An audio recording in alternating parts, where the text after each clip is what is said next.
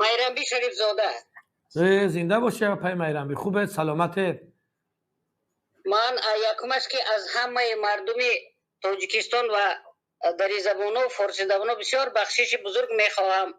برادرای عزیز، اگر من به زبان روسی گپ زنم قریب 600-700 میلیون مردم دنیا میفهمد. برای هوای اجازه دید که من زبان روسی قطعی گپ زنم.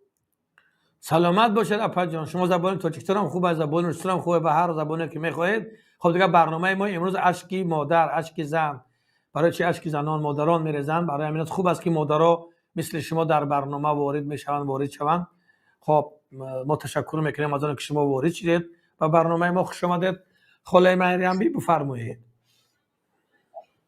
اولم که بینید سبب تمام این بدبختی ها، اساس تمام این بدبختی هایی که در مدت 30 سال او دیده مردم ریخته می گردد و این 1.5 میلیون تاجیکای محلی را که کشته شدن و یا مگر مادر نداشتند و یا مادر داشتند و هر روز که تا حاضر که کشته میشن اینها مادر دارن.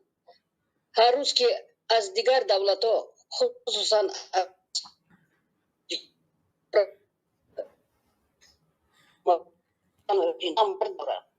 برای هوای اساسی تمام بدبختی های دنیا این رژیم خونتای تروریستی او بوش جنایتی امام علی رحمونوف با تمام آیلش هست.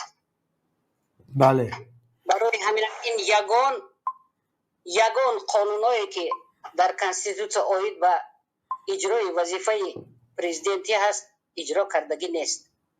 باید که حتما استعفا رود، دستگیر شود و تمام جنایت های کردگیش جواب دهد. به هر یک قطره خون ریزاندگیش، به هر یک قطره آب دیده مادر و پدران ریزاندگیش، اون یتیمای ریزاندگیش با تمام اهل و عائله گرد اطرافش و همون 4000 که گرد اطرافش به همون کارگراش هست و خشت بارای زنش و خودش و من بچه رستمش و اون نویره میلیونرش و صاحب وفا و دیگر و دیگر. همه بدبختی های ما در سر همین است. Теперь я хочу на русском языке сказать.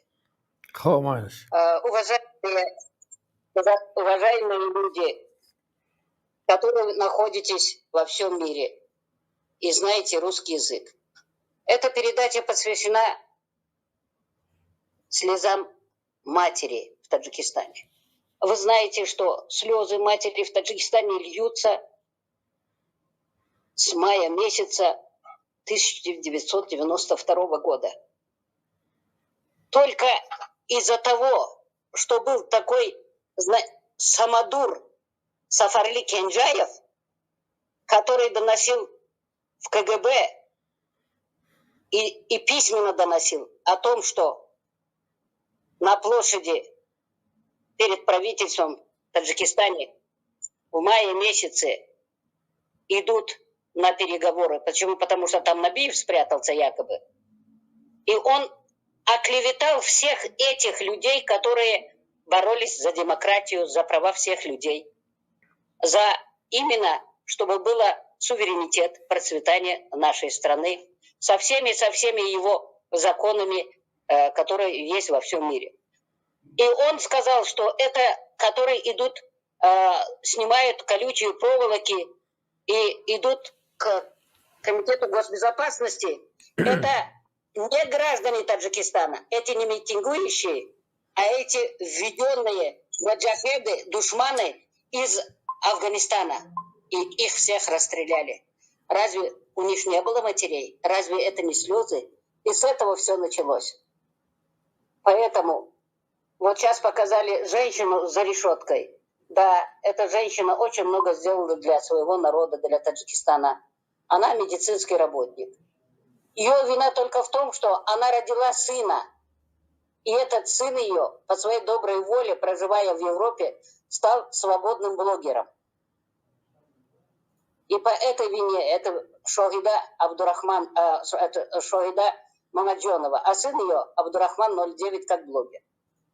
И только по этой причине власти Таджикистана, то есть коррумпированная сеть МВД и КНБ Таджикистана забрали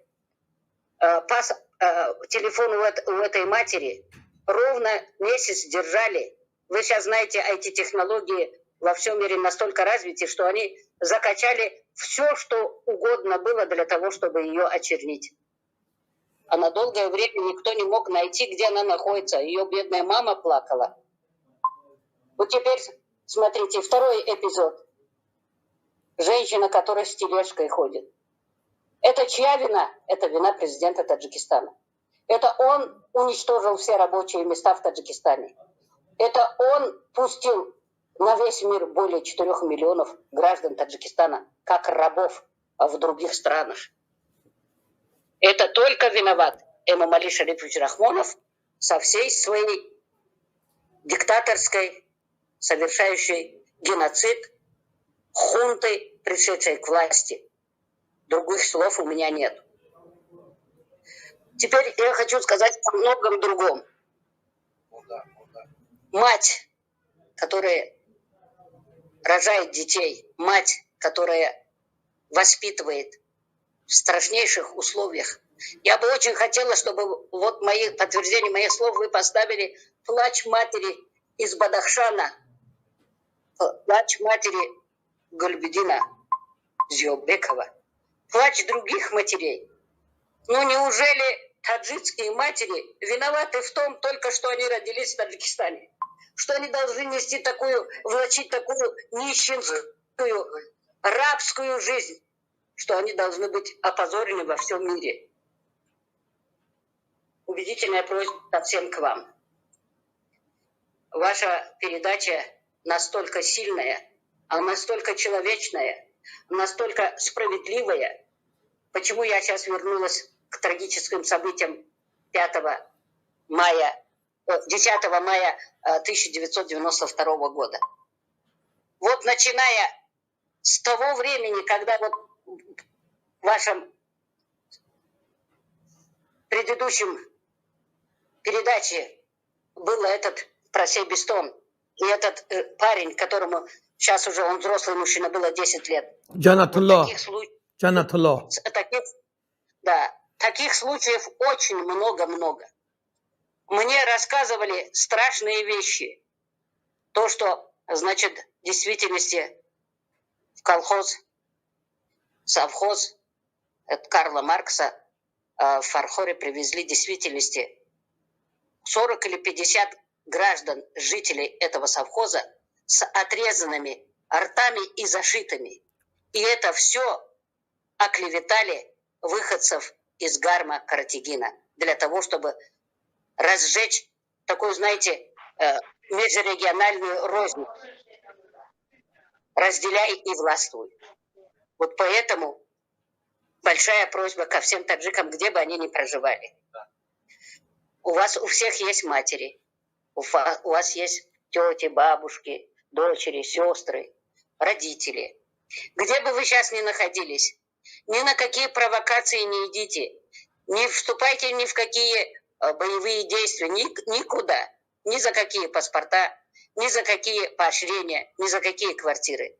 Вы приехали сюда работать. Вы приехали сюда от безысходности содержать свои семьи, своих больных стариков, чтобы жениться, заработать деньги, чтобы поддерживать родителей своих. Поэтому моя большая просьба ко всем выходцам бывшего Таджикистана. Тот же к узбекистанцам обращаюсь, к киргизам обращаюсь. Знаете, что у вас на родине всегда ждут ваши родители, ваши родные. И своей жизни просто так на чужбине не убивайте. И этот метод уже испробован во многих других странах.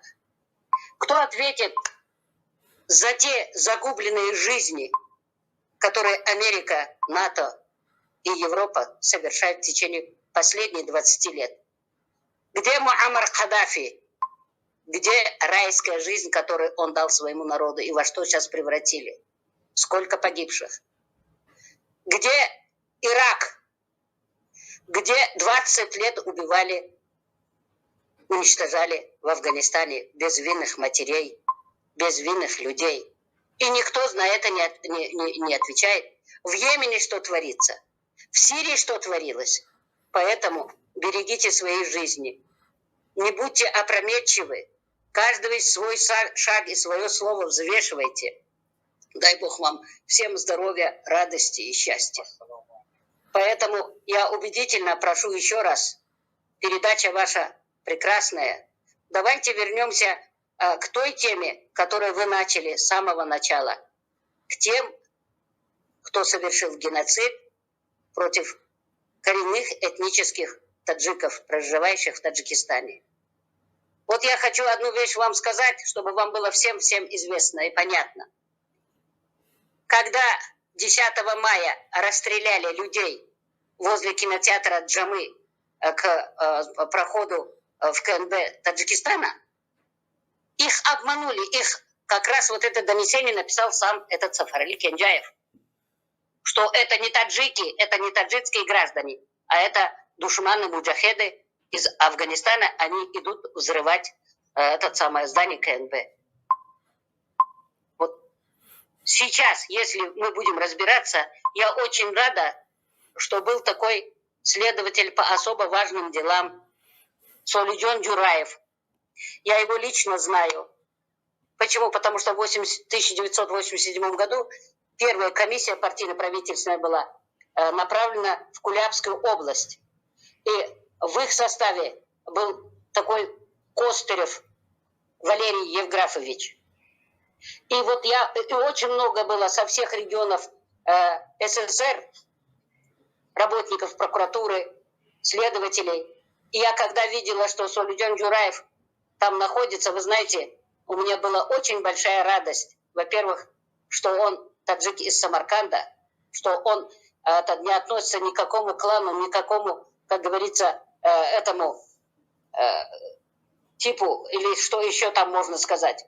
И он вел вот это дело нападения 10 мая 1992 года очень тщательно, серьезно. Он документально доказал, что по доносу Сафарли Кенджаева 3-е или 2-е управление КГБ СССР группу Альфы направила, что стреляли именно группа Альфы в этих митингующих граждан за суверенитет Таджикистана, за процветание Таджикистана, за то, чтобы у нас у всех с вами была прекрасная жизнь, чтобы мы могли жить у себя на родине в Таджикистане, работать, учиться, воспитывать своих детей, уважать своих престарелых родителей. И все делать для того, чтобы процветало наше государство. Вот надо вернуться к этим материалам, если можно. И еще. Мне рассказывали, как под руководством этого ходжа-командира, которому дали 21 год, как они напали на семью, только уничтожили из этой семьи 23 человека. Это весь род уничтожили. И вот год тому назад следственные органы МВД Таджикистана вели расследование по этому делу.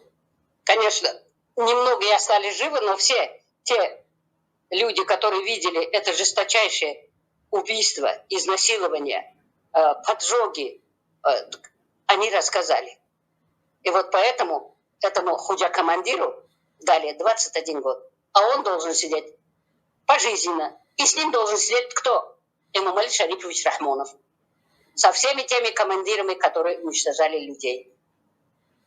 Из-под земли надо найти всех их, если они остались живых.